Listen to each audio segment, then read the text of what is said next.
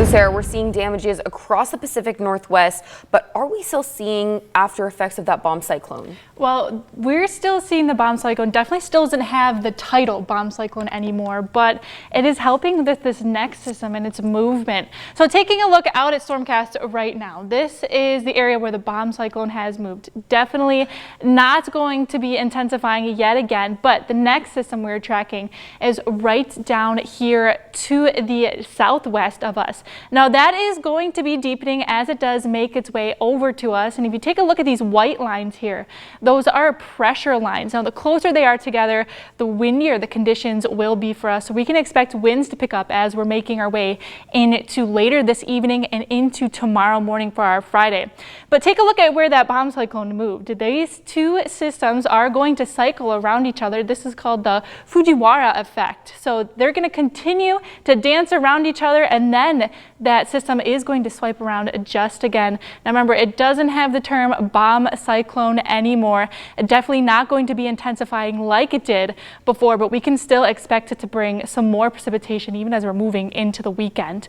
Now, like I just said, that system we're going to expect to see move through tomorrow is going to bring some gusty winds yet again. Today, we're still dealing with breezes as we're heading over east of the Cascades, and then as we move through the day, dying down just a bit, but they're going to pick up again as we head into those nighttime hours, starting with the coast and then making its way over east. So tomorrow morning, by the time we're heading out to school, going to expect some pretty windy conditions along with some rainy conditions as well. But we are dealing with a high wind warning that is for our coastal areas along the coast into Curry County, Klamath Lake, and some areas into central Siskiyou County into the Shasta Valley, lasting until we head into tomorrow. And we're also dealing with a high wind advisory. As we head over into Jackson County, mainly those areas are going to see those winds gust up to about 45 miles per hour in areas like Ashland and Talent. And as we're making our way over into Klamath and Lake County, some of those areas that are in those high wind areas are going to still see gusts up to about 45 to 50 miles per hour. But coming back to this morning, taking a look out at Medford, seeing some wet roads, dealing with rain as we're moving through the morning. Taking a look out at the bigger picture around the region, coming up a little bit closer, dealing again with some rain. So if you're heading out the door rather soon, Grants Pass, seeing some moderate precipitation even again as we're heading over into Medford, down into Northern California, areas into close to Mount Shasta this morning. Still seeing a wintry mix, dealing with some school delays. And then as we're heading up east of the Cascades, again, dealing with some precipitation as we're heading over towards Lakeview. And we'll continue to see some rain as we're moving through the day, thanks to those snow levels rising a bit. But current temperatures, 40 degrees as we're heading over into Klamath Falls, 43 into Medford, 40 into Montague, and moving over close to the coast, 50 into Brookings. Today, we won't be getting very warm, still feeling those temperatures into the lower 50s as we're making our way over towards Medford. But it's a little bit warmer as we're heading over east of the Cascades. A high of 44 today into Klamath Falls, 45 into Lakeview.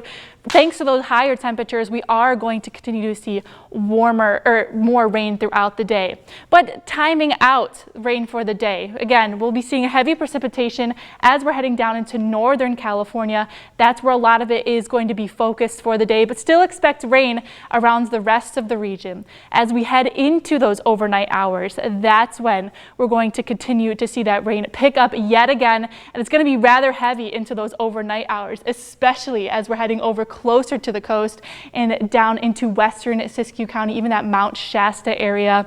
And then as we're heading into our Friday, still expect to see rain throughout the day and into our Saturday as well. Something we're tracking on top of this are flood warnings. Now this is for over into Curry, Josephine, and western Siskiyou County. That'll continue as we head throughout the evening on our Friday. So we'll keep you updated if we do see any potential floods to keep you safe out there. And again, how much rain are we expecting as we're moving through? Well, still going to expect quite a bit until we head into Saturday as we head towards that Mount Shasta area, possibly even seeing a little bit more than 5 inches in some local areas. As we're heading over towards the coast and along those coastal mountains, we can possibly expect 2 to 5 inches as we're moving through the weekend.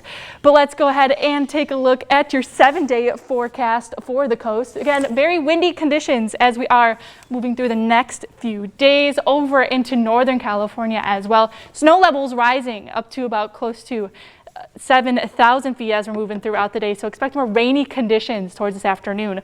Over into the Klamath Basin, same deal. Snow levels will rise, or excuse me, snow levels will continue to sink back down as we're heading to our Friday, but we're still going to expect more rain heading through the end of the week. And finally, back over into the Rogue Valley, showers are still going to be likely as we are heading into this weekend, and we'll see rain likely even as we're starting next week.